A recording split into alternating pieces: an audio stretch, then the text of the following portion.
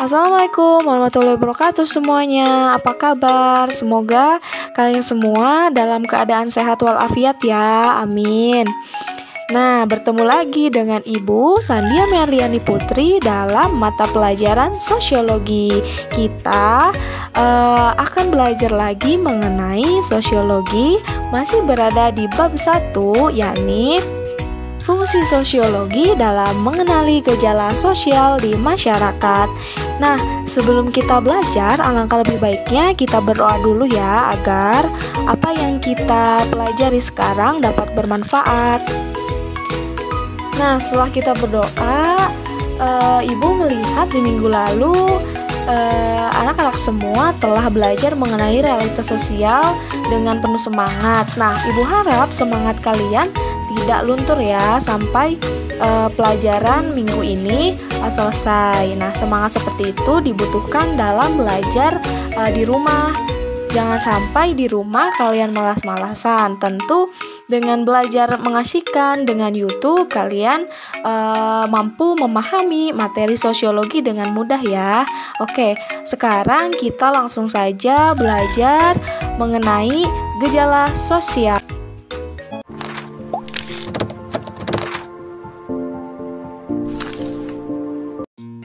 Gejala sosial. Nah, apa sih yang ada di benak anak-anak sekalian perihal gejala sosial? Jika ada yang udah tahu mengenai gejala sosial, wah hebat sekali ya. Nah, jika yang belum tahu, untuk itu simak ya video pembelajaran kali ini. Gejala sosial adalah masalah sosial yang mempengaruhi dan dipengaruhi oleh perilaku manusia dalam kehidupan bermasyarakat. Nah, jadi gejala sosial juga dapat diartikan sebagai fenomena sosial ya.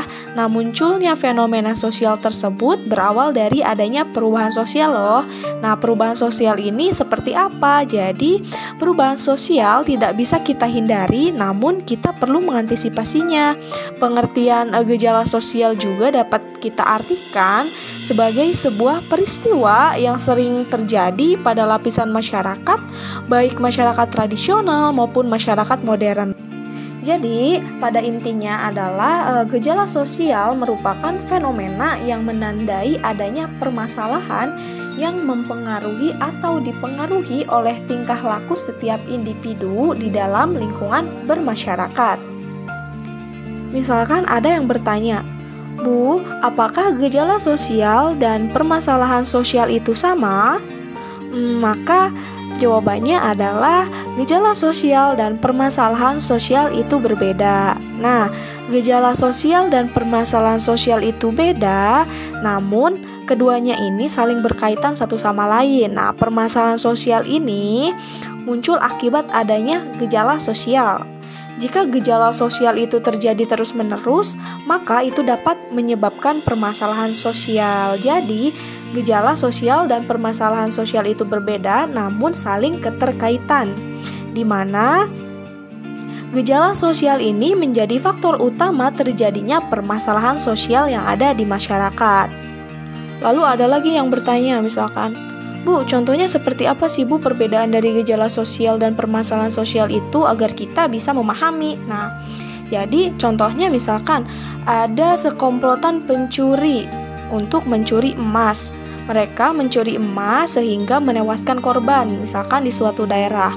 Nah, ini merupakan permasalahan sosial yang ada di masyarakat. Nah, sebelum terjadinya permasalahan sosial, terjadi juga gejala sosial. Nah, yang perlu kita ketahui, di dalam masyarakat ini memiliki atau terdapat tingkatan sosial, yakni ada golongan yang mampu dan ada golongan yang tidak mampu, sehingga golongan-golongan yang tidak mampu ini terpaksa melakukan pencurian. Nah, sehingga terjadilah gejala sosial. Nah, jadi gejala sosialnya ini ketidakberdayaan ekonomi, lalu adanya kelas atau golongan-golongan di masyarakat sehingga menimbulkan permasalahan sosial. Jadi seorang individu ini melakukan permasalahan sosial karena ketidakberdayaan ekonomi sehingga terpaksa untuk mencuri gitu. Karena adanya tingkatan golongan di masyarakat sehingga ia mencuri. Nah, maka terjadinya permasalahan sosial atau pencurian. Nah, kita bisa melihat nih, ada perbedaan dari gejala sosial dan permasalahan sosial. Jadi, gejala sosial dan permasalahan sosial ini saling berkaitan. Setelah kita memahami mengenai pengertian dari gejala sosial, selanjutnya kita akan membahas faktor penyebab gejala sosial.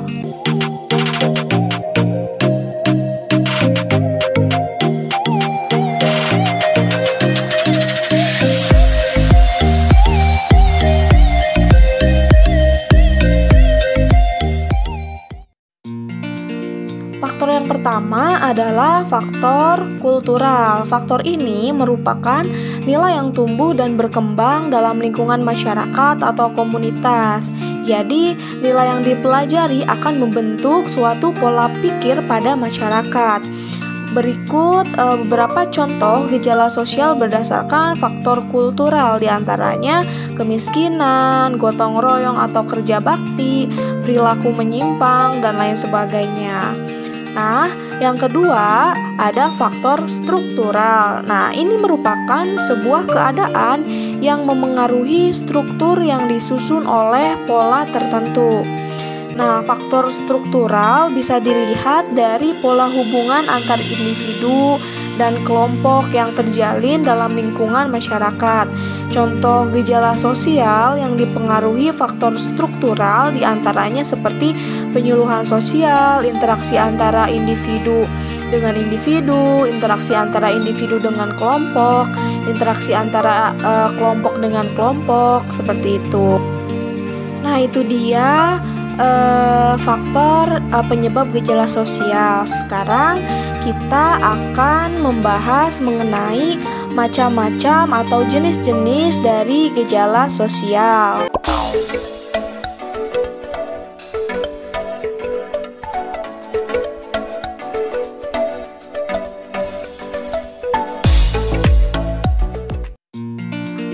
Yang pertama dari macam-macam gejala sosial adalah ekonomi. Nah, ekonomi sendiri merupakan ilmu pengetahuan yang berhubungan dengan pendapatan. Nah, tingkat pendapatan yang dimiliki individu bisa mengakibatkan gejala sosial yang ada di dalam masyarakat.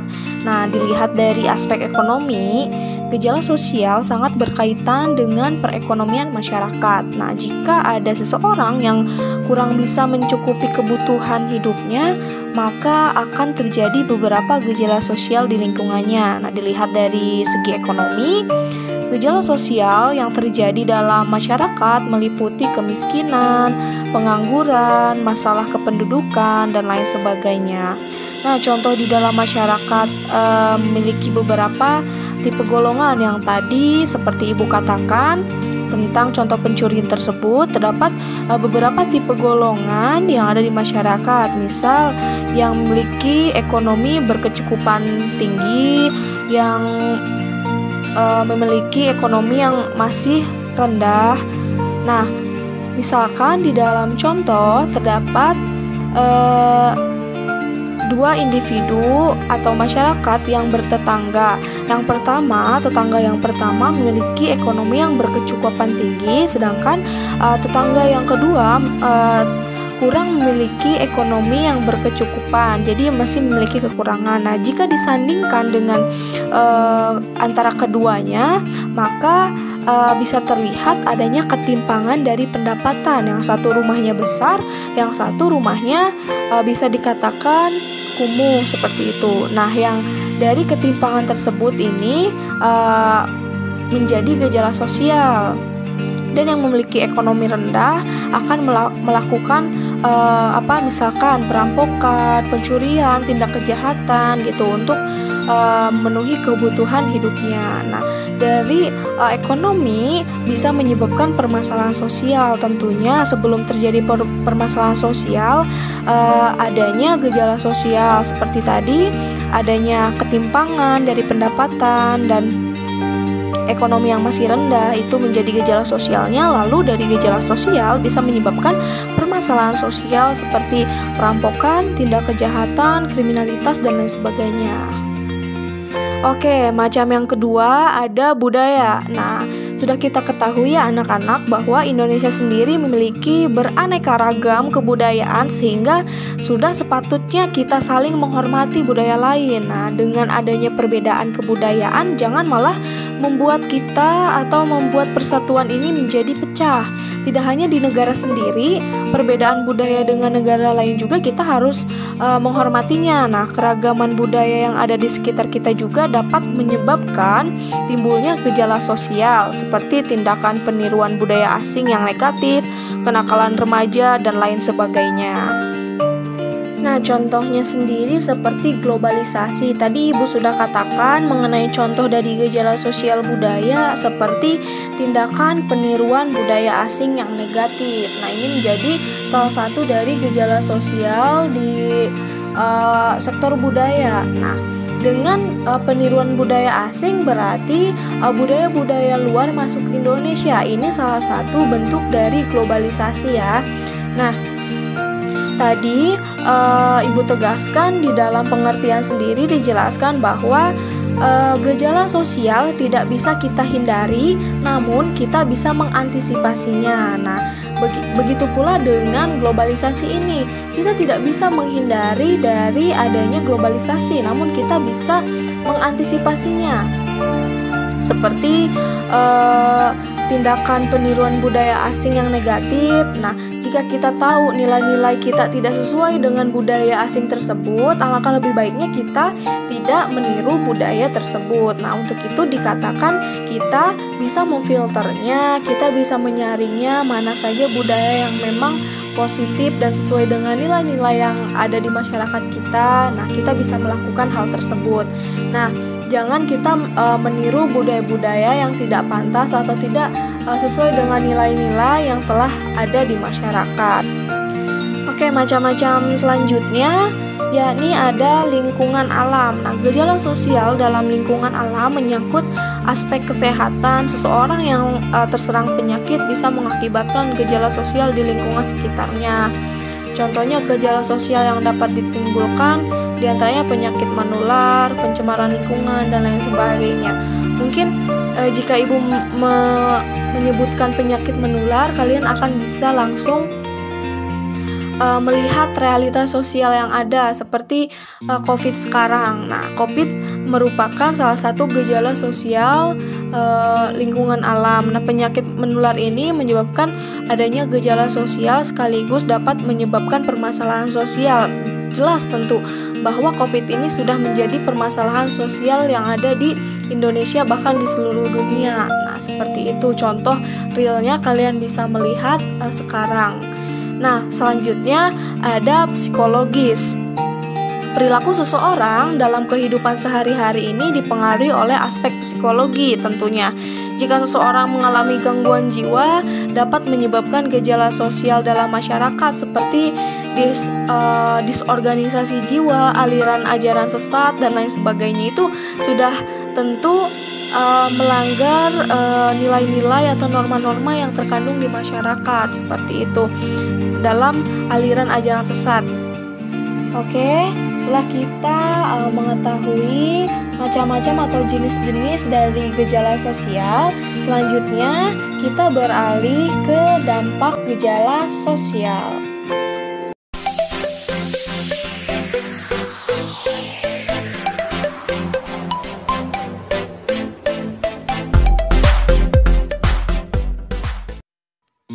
Oke, tentunya dampak dari gejala sosial ini ada dua. Yang pertama ada dampak positif, yang kedua ada dampak negatif. Nah, Nah, dari efek positif dari gejala sosial, nah kita harus bereaksi terhadap fenomena sosial di masyarakat. Jika kita terbuka dan dapat mengimbangi perubahan sosial budaya yang ada, maka perubahan ini akan memiliki efek positif dan membawa kita terhadap keuntungan. Ini tercermin dalam kemajuan teknologi di bidang teknologi, mengenal misalkan teknologi komunikasi seperti telepon, ponsel, telegram, email, dan lain sebagainya. Nah, dengan adanya alat komunikasi modern ini, kita kemudian dapat melakukan interaksi jarak jauh tanpa harus bertemu secara pribadi. Itu salah satu contoh dari efek positif dari gejala sosial. Nah, dari efek negatif gejala sosial, nah seseorang yang tidak dapat menerima perubahan yang ada akan terjadi atau akan mengalami cultural shock, yakni keterkejutan budaya.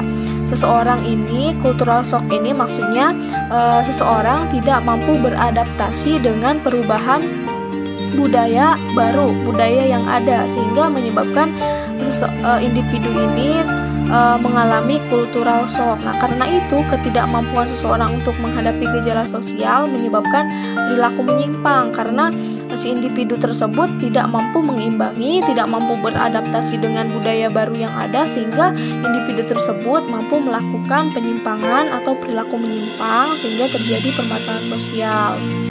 Sebetulnya masih banyak sekali contoh dari dampak positif dan negatifnya. Ibu harap kalian mampu melihat secara nyata apa dari dampak positif dan negatif dari gejala sosial seperti itu. Nah, kita telah membahas mengenai materi gejala sosial dalam materi sosiologi pada bab 1.